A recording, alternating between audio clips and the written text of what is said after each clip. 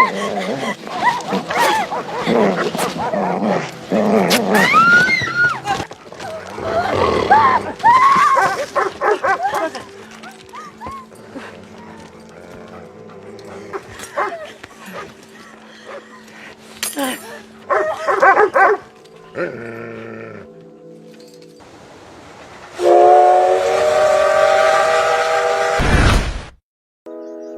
apa kabar semua? Saya doakan semoga dalam keadaan baik-baik aja dan selalu dimudahkan rezekinya.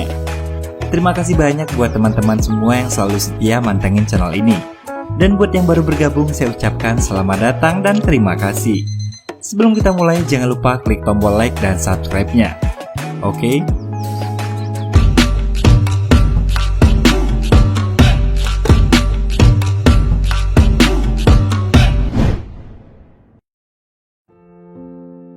Di awal film kita akan melihat seorang pria bernama Yoshiyuki Suzuki yang merupakan seorang kepala keluarga yang sangat gila kerja, seperti halnya masyarakat Jepang pada umumnya. Kemudian scene berpindah memperlihatkan suasana rumah keluarga Suzuki.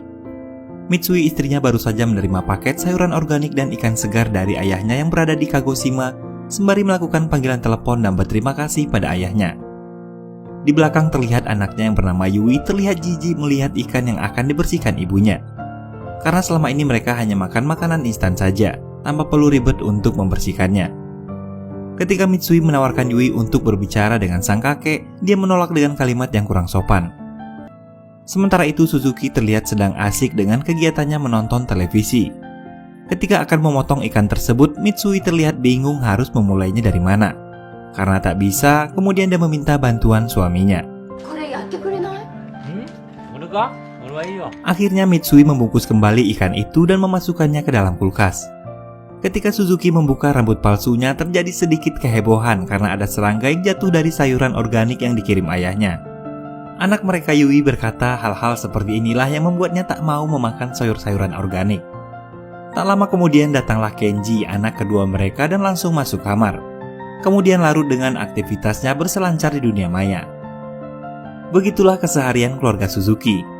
Ayah yang fokus dengan televisinya, anak-anak yang sibuk dengan gadgetnya, dan ibu yang sibuk sendiri mengurus segala keperluan rumah tangga. Keesokan harinya, Suzuki bangun kesiangan karena alarmnya tak berbunyi. Semua anggota keluarga terlihat sibuk pagi itu karena terjadinya pemadaman listrik yang tak biasa. Semua peralatan elektronik tak dapat digunakan. Lalu mereka berangkat kerja dan sekolah tanpa sarapan karena kompor gas dan rice cookernya juga tak dapat menyala. Lift juga tak berfungsi, sehingga semua penghuni apartemen itu harus menggunakan tangga darurat. Saat Suzuki sampai di stasiun, ternyata kereta pun tak berfungsi sehingga dia harus berjalan kaki sampai ke kantornya. Sementara itu Kenji yang menggunakan sepeda mulai merasa keanehan, di mana orang-orang tampak kebingungan sebab mobil-mobil mereka tak dapat dinyalakan. Ketika Suzuki sampai di kantornya, terlihat kerumunan karyawan yang tak bisa masuk karena pintu gedung tak bisa dibuka.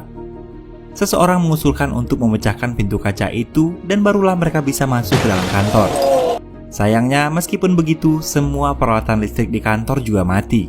Begitupun dengan komputernya.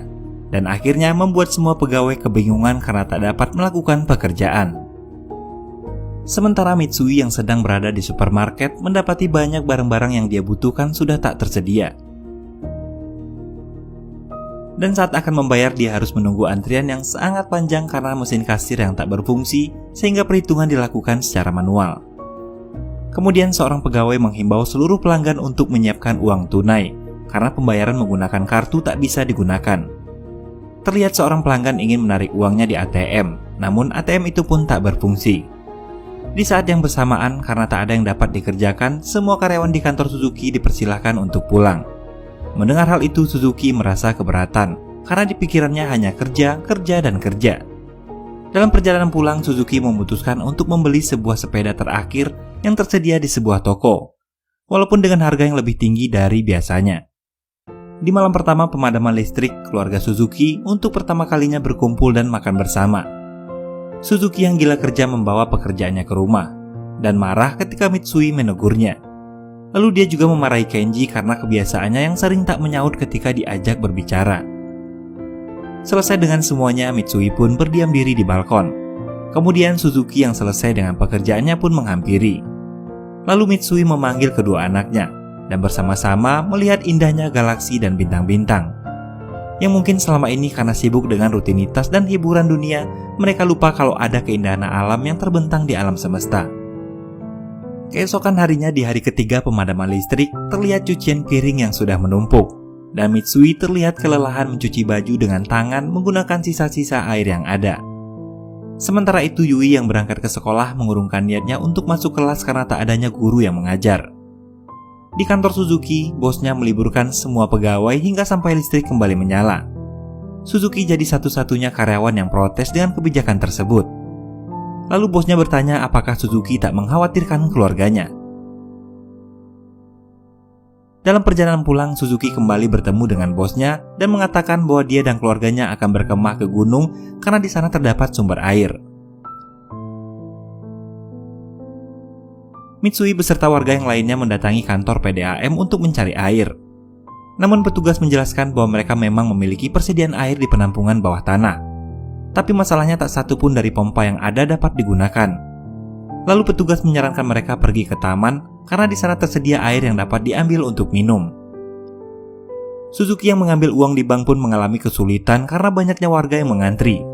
Saat berdesak-desakan, Suzuki yang menjatuhkan berkas kerjanya harus terinjak-injak ketika mencoba menyelamatkan berkas tersebut. Hingga akhirnya dia memutuskan untuk mengurungkan niatnya. Dalam waktu 7 hari, Tokyo tampak seperti sebuah kota mati.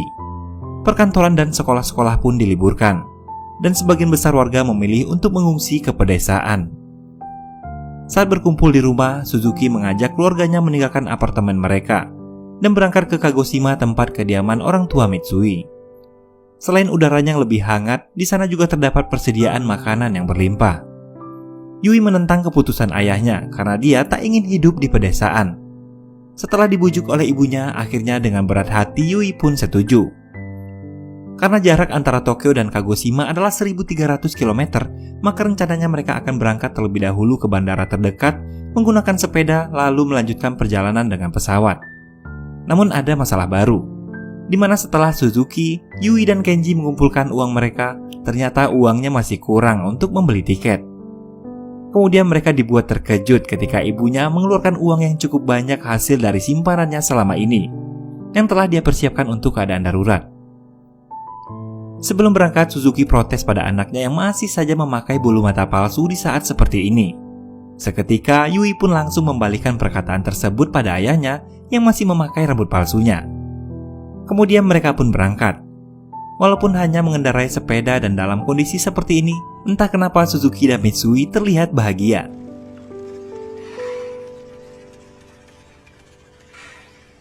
Di sepanjang perjalanan mereka melihat banyak orang berjualan air mineral dengan harga yang berkali lipat dari harga biasanya. Suzuki pun menahan rasa hausnya. Semakin jauh mereka berjalan, maka semakin mahal pula harga yang ditawarkan oleh para pedagang. Tak tahan dengan rasa haus, kemudian Suzuki berhenti di sebuah toko yang menjual dengan harga yang lebih mahal dari tempat sebelumnya. Setelah tawar-menawar, akhirnya pedagang tersebut memberikan diskon karena membeli dalam jumlah yang banyak. Kemudian mereka beristirahat di sebuah taman. Yui mendadak sakit perut dan ingin buang air besar. Namun karena toiletnya yang begitu jorok, akhirnya mau tak mau dia pun melakukannya di taman. Sesampainya di bandara, ternyata tak ada satupun penerbangan karena pesawat juga tak dapat digunakan.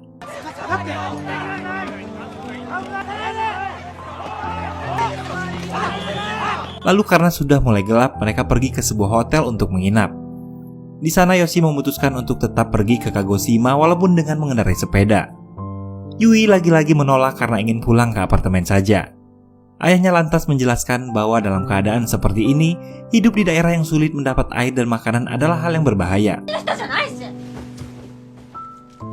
Keesokan harinya Yui dan Kenji pergi ke toko buku guna mencari peta sebagai panduan menuju ke Kagoshima. Kemudian mereka mendengar rumor bahwa di Osaka tak terjadi pemadaman listrik. Namun berita itu masih belum bisa dipastikan kebenarannya.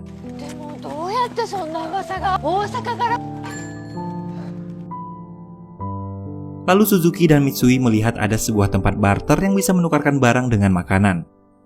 Namun ternyata di sana hanya menerima makanan sebagai alat pertukaran. Bahkan si pemilik menolak sebuah Maserati dan jam tangan mewah dari seorang pria yang ingin meminta sebotol air dan beberapa makanan. Lalu Suzuki dan Mitsui pun menghampiri tempat itu, kemudian menukar sebotol air mineral dan 2 botol wine dengan sepeda dan sekantong beras. Setelah mendapat apa yang dibutuhkan, mereka kembali melanjutkan perjalanan. Setelah mengayuh sepeda selama berjam-jam, akhirnya tibalah mereka di sebuah jalan tol yang dipenuhi dengan orang-orang yang juga akan bermigrasi. Yui pun merasa senang karena telah menemukan jalan yang tepat, setelah sebelumnya sempat nyasar karena ayah mereka yang sok tahu dan tak mau disalahkan. Menjelang malam, mereka pun beristirahat di depan sebuah museum. Ketika sepasang suami istri meminta minuman, Yoshi langsung menutup minumannya. Bahkan suami istri itu bersedia untuk membayarnya, namun Yoshi mengatakan hanya memiliki sebotol minuman saja. Di tengah malam, Kenji mendapati seorang pria yang sedang mencuri minumannya. Dia lantas mengejar pria itu hingga tiba di sebuah terowongan. Ternyata pria itu mencuri air mineralnya untuk membuat sebotol susu untuk bayi kecilnya. Melihat hal itu, Kenji yang tak tega pun berlalu pergi. Di hari berikutnya, keluarga Yoshi melanjutkan perjalanan, dan mereka berhenti di depan sebuah terowongan gelap yang panjangnya 2 km. Di luar tampak beberapa orang wanita buta yang menawarkan bantuan dengan upah 1 botol air mineral untuk setiap orang yang mereka antar. Merasa tak perlu karena yang akan mereka lewati hanya sebuah terowongan lurus, mereka pun mengabaikannya. Yang ternyata di dalamnya terdapat mobil-mobil yang telah ditinggalkan sehingga menyulitkan untuk dilewati. Akhirnya mereka kembali keluar dan meminta bantuan seorang wanita buta yang tadi mereka abaikan.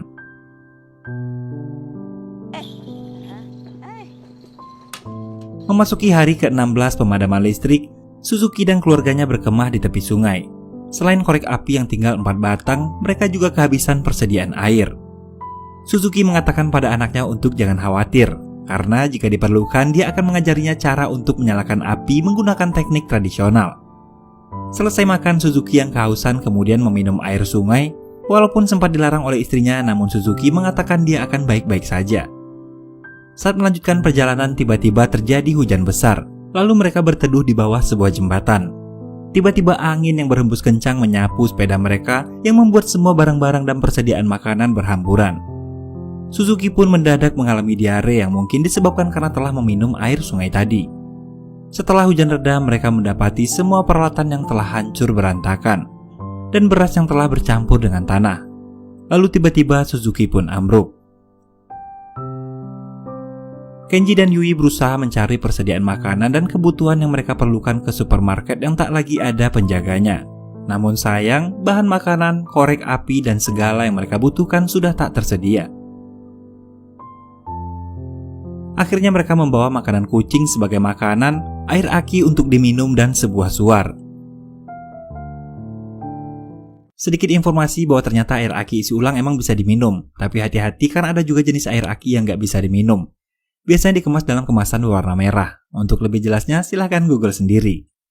Sementara itu Suzuki terlihat sedang berusaha menghidupkan api menggunakan cara tradisional yang tak kunjung berhasil. Kenji yang baru kembali kemudian memberikan suar pada ayahnya untuk membuat api, tapi Suzuki tak mau menggunakannya. Ketika melanjutkan perjalanan, mereka kembali kehujanan dan beristirahat di pinggir jalan sembari memakan makanan kucing dan air aki. Kemudian mereka berpapasan dengan sebuah keluarga yang tak terlihat seperti sedang mengungsi, melainkan hanya seperti liburan biasa saja. Mereka bercengkrama seolah tak terjadi apa-apa, berbanding terbalik dengan kondisi keluarga Suzuki. Suzuki melepas label makanan kucing dari persediaan makanannya, sementara Kenji menandai jalur yang telah mereka lewati. Lalu keluarga itu mengajari mereka cara bertahan hidup. Mereka mendapatkan air dari bebatuan yang mengeluarkan air di pegunungan. Adanya lumut menandakan bahwa air itu tak beracun. Kemudian memilih dedaunan di pinggir jalan lalu dikeringkan sebagai persediaan makanan yang tahan lama. Ketika istri dan anak-anaknya belajar bertahan hidup dari keluarga itu, Suzuki tampak iri karena keluarga itu mampu bertahan hidup lebih baik dari keluarganya. Lalu salah seorang anak dari keluarga itu memoto keluarga Suzuki menggunakan kamera analog miliknya. Dan Yui berpesan setelah semua ini selesai, dia meminta agar dikirimkan foto tersebut. Ketika melanjutkan perjalanan, Suzuki merasa semakin buruk ketika melihat kepala keluarga lain mampu menjalankan tugasnya dengan baik. Kemudian dia memutuskan untuk berada jauh di depan. Saat beristirahat di sebuah jembatan, sekelompok tentara berjalan melewati mereka. Saat ditanya, mereka menjawab bahwa mereka juga tak mengetahui apa yang terjadi, dan mereka sedang menuju Shizuoka untuk melihat keadaan di sana. Lalu Yui bertanya apakah benar di Osaka tak terjadi pemadaman listrik. Namun sayang, mereka juga belum mengetahuinya. Akhirnya kedua keluarga itu berpisah di sebuah persimpangan karena Suzuki yakin bahwa di Osaka tak terjadi pemadaman listrik. Pada hari ke-43 tibalah mereka di Osaka. Tapi ternyata di sana juga mengalami keadaan yang sama di mana para penduduknya telah mengungsi ke daerah lain. Yui marah-marah pada ayahnya yang telah mengajak mereka ke Osaka dan akhirnya malah membuang-buang waktu. Suzuki pun tak terima disalahkan karena merasa selalu paling benar dan egois. Hingga kemudian istrinya mengatakan bahwa memang begitulah sikap ayah kalian. Seketika Suzuki terdiam karena selama ini istrinya tak pernah berkata seperti itu. Akhirnya dia menyadari bahwa ternyata selama ini Mitsui selalu menutupi kebodohannya sebagai seorang suami. Setelah perdebatan singkat itu, mereka melanjutkan perjalanan hingga sampai di sebuah akuarium tepi laut. Terlihat banyak orang-orang sedang memasak makanan laut dan dibagi-bagikan pada semua orang. Keluarga Suzuki pun ikut mengantri. Sayangnya saat giliran mereka semua makanan sudah habis. Untuk pertama kalinya Suzuki memohon agar diberikan semangkuk makanan untuk keluarganya.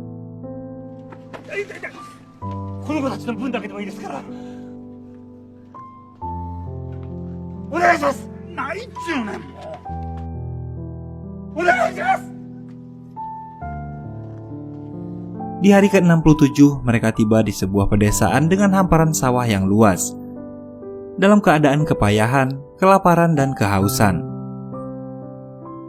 Saat beristirahat, Suzuki melihat seekor babi yang sangat gemuk tepat di hadapannya. Tanpa pikir panjang, Suzuki sekeluarga mengejar dan mengepung babi itu hingga akhirnya babi itu pun tertangkap. Mereka sangat bahagia. Setelah sekian lama, akhirnya mereka akan makan. Tapi saat ingin memotong babi itu, tak ada satupun di antara mereka yang tahu bagaimana cara memotongnya. Tiba-tiba muncullah seorang kakek tua bernama Tanaka, yang ternyata adalah pemilik babi tersebut. Lantas dia memotong babinya dan membawa keluarga Suzuki ke tempatnya. Setibanya di rumah kakek Tanaka, Suzuki melihat sebuah pompa air, lalu bertanya apakah air tersebut bisa diminum. Kakek Tanaka pun menjawab tentu saja. Suzuki dan keluarganya langsung berlari memompa air tersebut dan meminumnya. Kakek Tanaka meminta mereka untuk membantu menangkap babi-babi yang terlepas disebabkan pagar listrik yang biasanya mengurung babi itu sudah tak berfungsi, dengan imbalan memberi mereka makanan dan tempat tinggal yang layak. Ketika makan, Yui terlihat menangisi makanannya tanpa sebab. Malam harinya kakek memberikan sebuah piyama yang tadinya dia persiapkan untuk kepulangan keluarga putranya yang tinggal di Amerika. Namun dia memilih memberikannya pada keluarga Suzuki yang lebih membutuhkan. Berhari-hari mereka tinggal di sana, menangkap babi dan membantu meringankan pekerjaan kakek Tanaka. Di sana mereka juga belajar bagaimana cara memotong hewan, menghidupkan api, memotong kayu, menjahit, dan mengasapi daging agar lebih awet karena kulkas tak dapat digunakan. Walaupun dengan sedikit usaha ketika akan mandi karena mereka harus memompa air dan mengisi baknya, tapi itu setimpal karena setelahnya mereka bisa merasakan nikmatnya mandi dengan air hangat. Kakek Tanaka menawarkan mereka untuk tetap tinggal di rumahnya. Akan tetapi, walaupun mulai merasa nyaman tinggal bersama si kakek, mereka memutuskan untuk tetap kembali melanjutkan perjalanannya ke Kagoshima untuk berkumpul bersama keluarga dan ayah Mitsui. Di hari keberangkatan keluarga Suzuki, kakek Tanaka memberikan mereka begitu banyak sekali bahan makanan dan daging babi asap sebagai persediaan selama di perjalanan. Mereka melanjutkan perjalanan setelah mengucapkan terima kasih pada kakek Tanaka. Setelah melewati perjalanan yang cukup panjang, tibalah mereka di tepian sebuah sungai. Mereka tak bisa melanjutkan perjalanan karena jembatan yang terlihat di peta sudah tak ada lagi. Hal itu mungkin disebabkan peta yang mereka bawa adalah peta lama yang belum diperbaharui. Suzuki berinisiatif membuat rakit agar mereka bisa menyeberangi sungai. Sebab jika kembali dan memutar butuh waktu 3 hari untuk sampai di tempat tujuan. Mitsui dan Yui diseberangkan terlebih dahulu bersama dengan persediaan makanan mereka, sementara Suzuki dan Kenji kembali untuk mengambil sepeda. Ketika mengambil sepeda, tiba-tiba hujan turun saat itu, dan aliran sungai menjadi deras. Kenji tak tahan dan meninggalkan rakit di tengah sungai lalu berenang ke tepian sendirian. Sementara ayahnya masih berusaha mempertahankan sepedanya. Akhirnya, dia terbawa arus dan hanyut bersama sepedanya.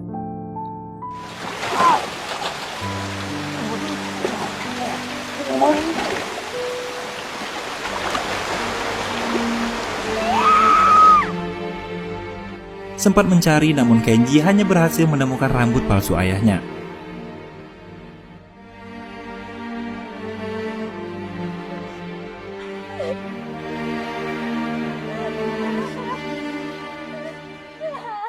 Dengan berat hati dan penuh kesedihan, Mitsui, Kenji, dan Yui kemudian melanjutkan perjalanan dengan berjalan kaki. Di hari ke-94 mereka menelusuri rel kereta api. Mitsui dan Yui masih sangat terpukul atas apa yang terjadi pada ayahnya. Lalu Kenji menyemangati untuk tetap melanjutkan perjalanan.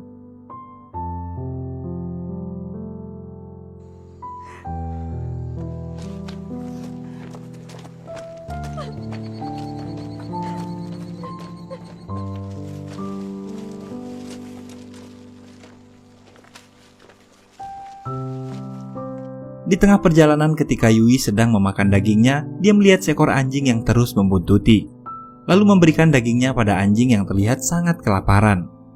Setelah mengambil makanan, Yui terlihat kesal karena anjing itu berlalu pergi begitu saja. Tak lama kemudian tiba-tiba segerombolan anjing menyerang dan menggigit tas Mitsui yang berisi daging.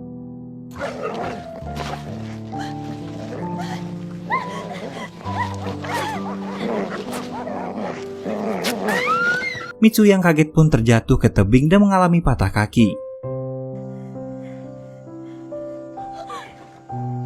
Sementara persediaan makanan di dalam tasnya tak bisa diselamatkan. Lalu setelah berhasil naik ke atas, tiba-tiba segerombolan anjing tadi kembali dan mendekati mereka.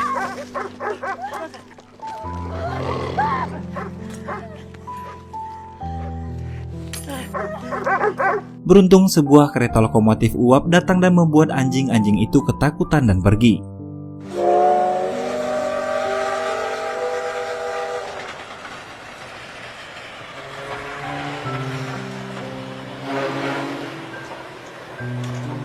Singkat cerita, akhirnya mereka menaiki kereta tersebut untuk melanjutkan perjalanan. Seseorang mengobati luka Mitsui, dan mereka menangis ketika orang itu menanyakan di mana ayah mereka. Di saat yang bersamaan, ternyata Suzuki masih hidup dan terdampar di pinggir sungai. Dia pun bangkit dan berjalan sempoyongan hingga akhirnya tersandar di sebuah traktor di pinggir jalan. Dari tempatnya bersandar samar-samar, Suzuki melihat sebuah kereta lokomotif uap yang melintas tepat di hadapannya. Dia coba memanggil dan melambaikan tangan, namun kondisinya sangat lemah sekali.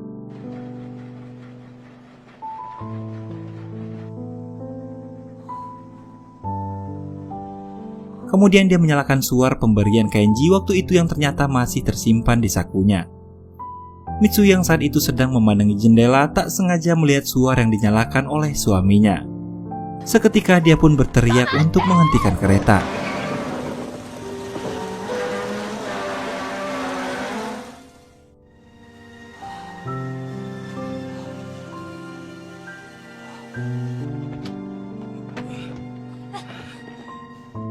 Singkat cerita, Suzuki yang sudah berada dalam kereta terbangun saat istrinya bercerita tentang masa lalunya yang sering menaiki kereta untuk bolak-balik meminta restu pada orang tuanya.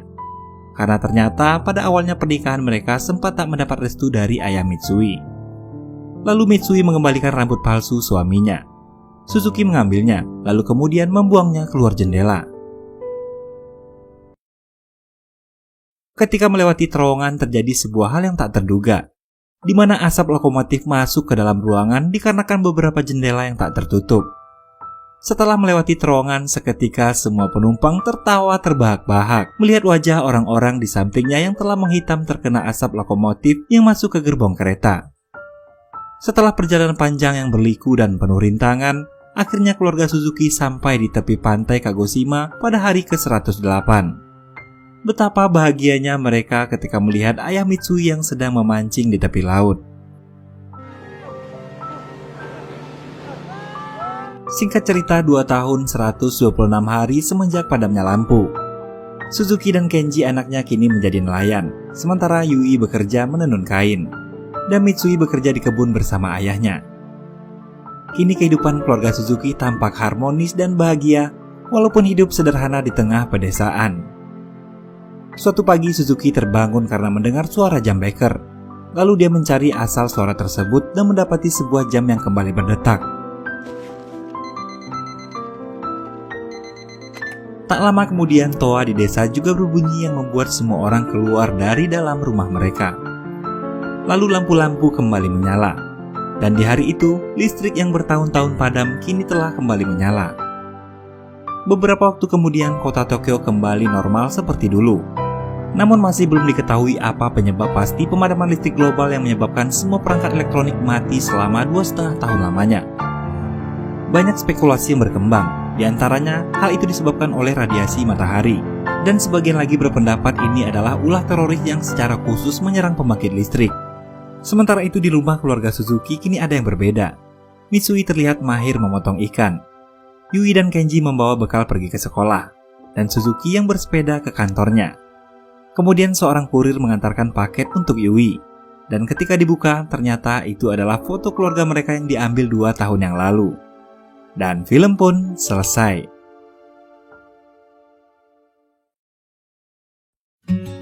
Gimana filmnya? Ini adalah sebuah film sederhana yang sangat syarat makna. Kesimpulan dari film ini setelah saya menontonnya dari awal hingga akhir, ternyata Suzuki lebih tangguh daripada Honda dan Kawasaki.